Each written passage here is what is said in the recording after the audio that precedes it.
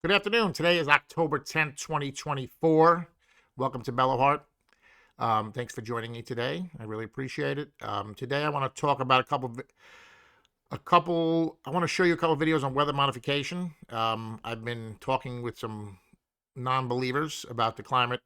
Actually, a lot of people don't believe it, but it's factual. Our government has been modifying the weather for at least since 1947, Project Cirrus.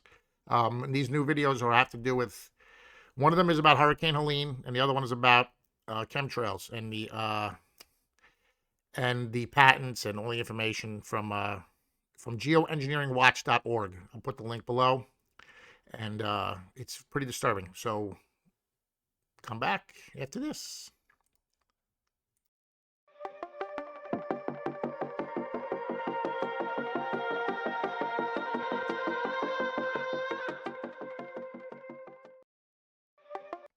All right, sorry about that. So like I said, welcome back. Today I want to show you a video from geoengineeringwatch.org, and they are a activist group that's trying to bring light and bring information to the mainstream about how our government's manipulating the climate.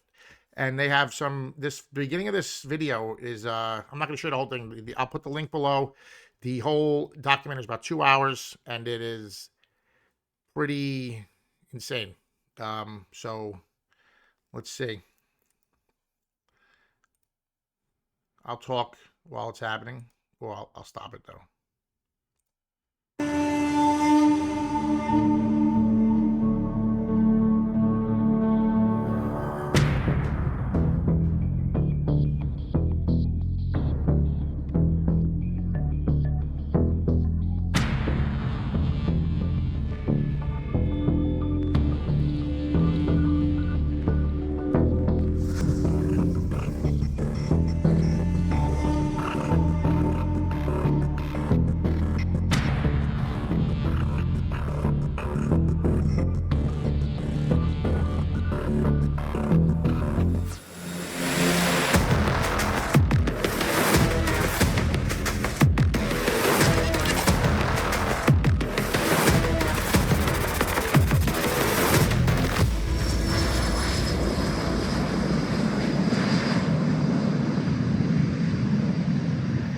The name of the documentary is The Dimming, in case you didn't get that, from geoengineeringwatch.org. This is on YouTube. Perhaps the greatest lie ever perpetrated on populations all over the world is the condensation trail lie. What we're seeing in our skies is not condensation. It's sprayed particulate dispersions with very few exceptions. They shouldn't be there. Jet engines burn clean. So if there's anything coming out of them, it's an additive. They're absolutely not contrails. Contrails do not linger, dissipate, and go into cloud coverage, period, in the report. And I kept saying to people, what is this? Because now the sky is no longer blue, it's starting to turn gray. And what I found was kind of like it was not socially acceptable. We're all going to pretend this is not really happening. And I thought, oh, this is very bad. Yeah, we do that a lot, pretend like things aren't happening or all around us. We don't use our eyes. We listen to the experts, the mainstream media, and they lie to us about everything. Everything is controlled. All the information that gets out to the public is controlled. Pay attention. Most are unfamiliar with a science term called global dimming. That term refers to the amount of direct sunlight that no longer reaches the surface of the planet due to light scattering particles that are building up in the atmosphere. And although many of these particles are from industrialized pollution, the larger majority are from the ongoing climate engineering solar radiation management operations. Just watch these planes. Watch these clouds coming on the back of these planes.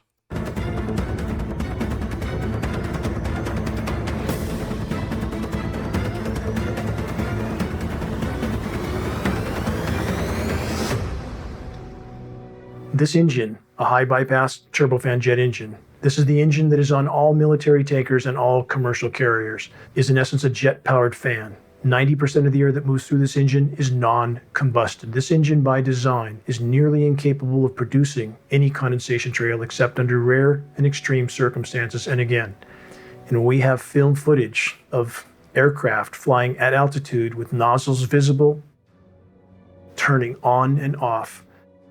Look at that. That is the end of the argument. Turning on and off. End of the argument.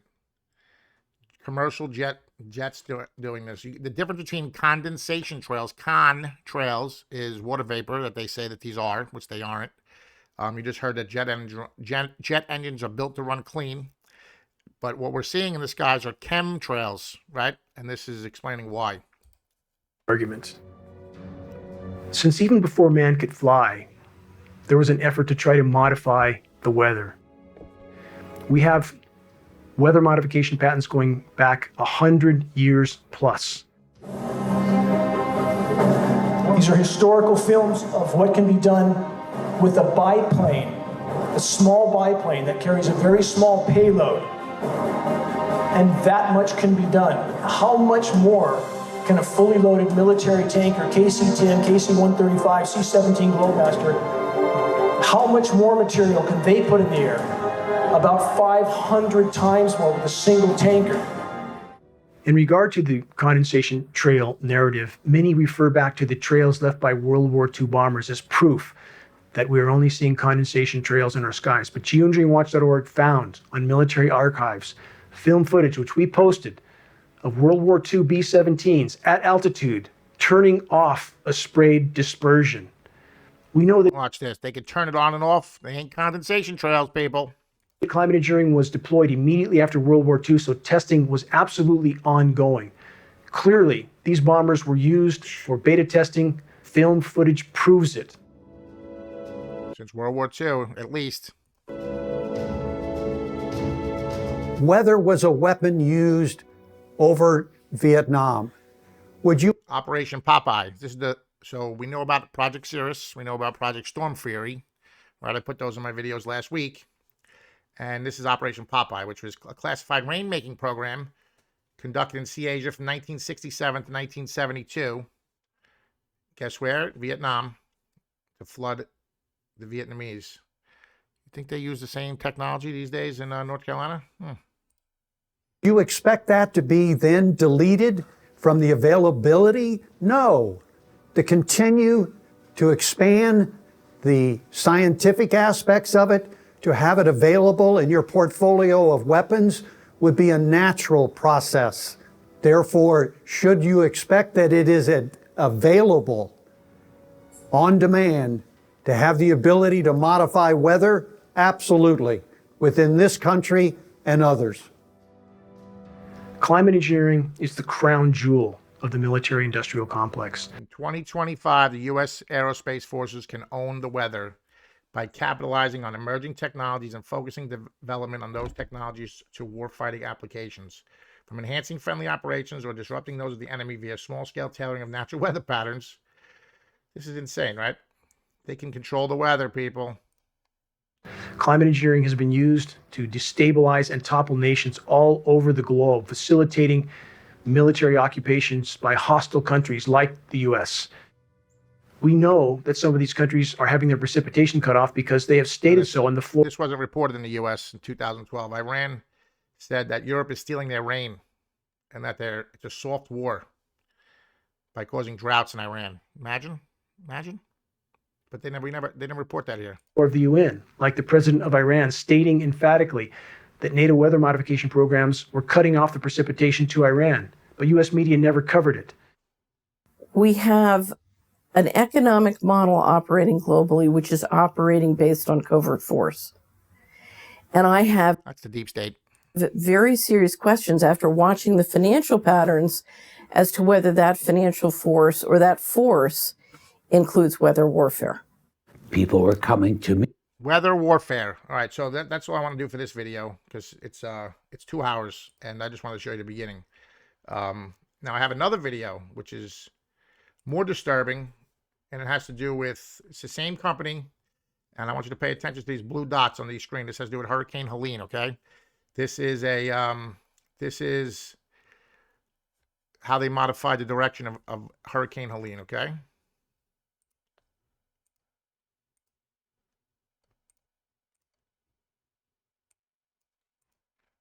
Was Hurricane Helene's path and behavior just the result of natural processes and climate patterns, or was it manipulated?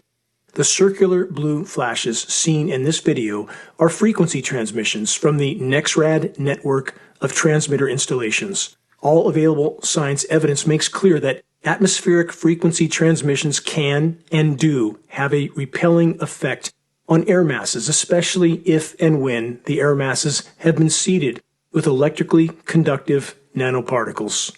The brighter the blue flash from a frequency transmission installation, the more pronounced and powerful the repelling effect on any air mass or storm in the vicinity will be.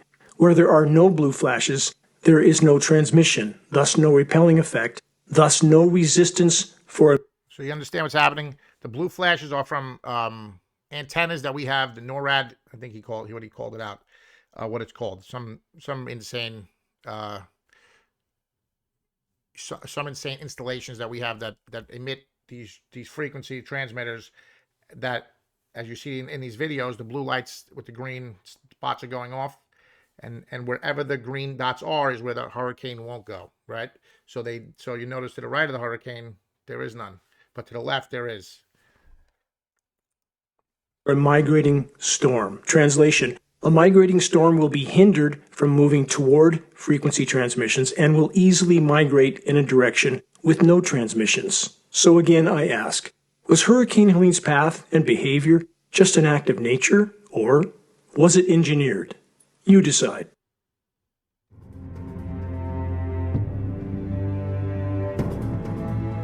So, what do you guys think?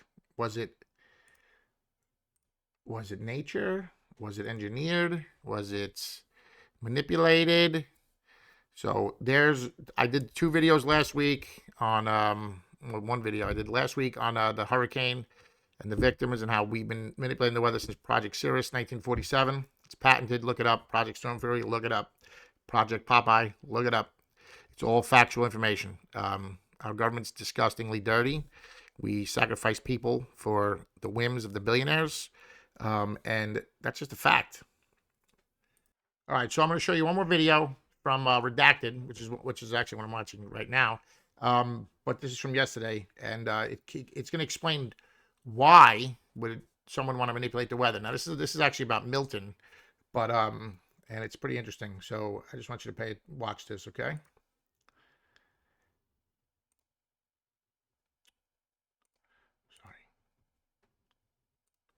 Why are they directing the hurricane directly into Tampa and the Sarasota area specifically? Like, that's the question that stands out to many of us. Many people are wondering why Tampa specifically, though. Let's talk about Bill Gates, the man who wants to control the weather and reshape the way that you live. I mean, down to you not eating meat. He wants to take down forests in order to cool the climate. He wants to block out the sun. I mean, this is literally what he wants to do. He wants to test vaccines, of course, on unexpected individuals. Like, he loves this stuff right now. And this isn't some conspiracy stuff. This is fact. This is exactly what he's been doing. It's happening right now, and it's connected to something much bigger than just hurricanes and climate solutions. So stick with me here on this. Reshaping the way you live through weather manipulation is what Bill Gates wants to do. So let's start with this. Back in 2009, Bill Gates puts his name on a patent for controlling hurricanes. Yes, you can't make this stuff up. On hurricanes, watch. When you hear the name Bill Gates, you probably think Microsoft founder, but now the billionaire may be known as the hurricane tamer. Gates is listed as one of 13 inventors on a patent filed for hurricane prevention methods. Hurricanes gain strength from condensation driven by warm surface water, which leads to greater wind speeds. Gates and his team plan to use a fleet of ships to cool warm surface water by mixing it with colder water from greater depths.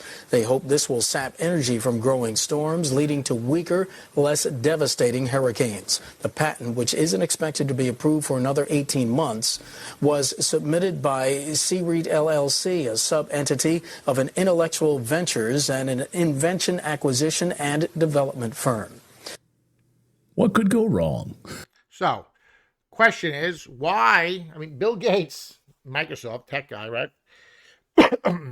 was investing in a company that was manipulating hurricanes to make them safer for humans in 2009. Sure, I'm sure he was doing that. There's no money in safety, buddy. So this other one I want to show you is why Bill Gates cares about the Tampa area, right? This is pretty sick. So look at this. Could it have anything to do with this, as we talked about yesterday? The 15-minute city project. As we reported yesterday, Tampa Bay had been selected as a new 15-minute city. Among other cities, Portland, Oregon, Portland, Maine, there's a list of these 15-minute city projects that are unfolding, and Tampa Bay is set to be one of them. And Bill Gates has a massive investment in Tampa Bay's 15-minute city project, which covers 40 acres of waterfront property. So Bill Gates owns 40 acres of waterfront property in Tampa, where the hurricane was just hit. We'll see what happens afterwards.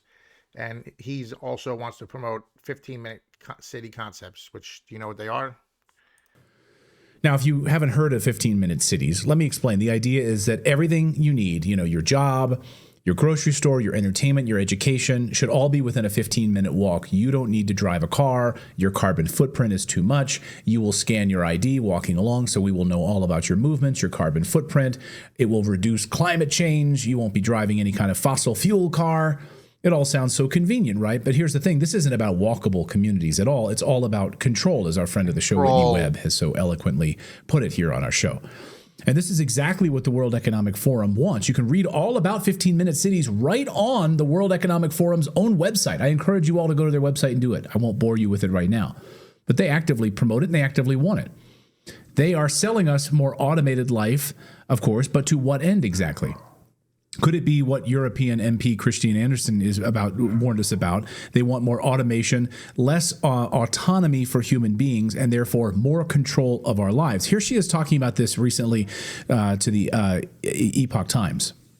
Green certificate, the COVID pass, that was a test balloon to get people to having to produce some kind of a QR code, just getting people used to that. Now what they're slamming us with is these 15-minute cities. Make no mistake, it's not about your convenience. It's not that they want you to be able to, have all of these places that you need to get to very close.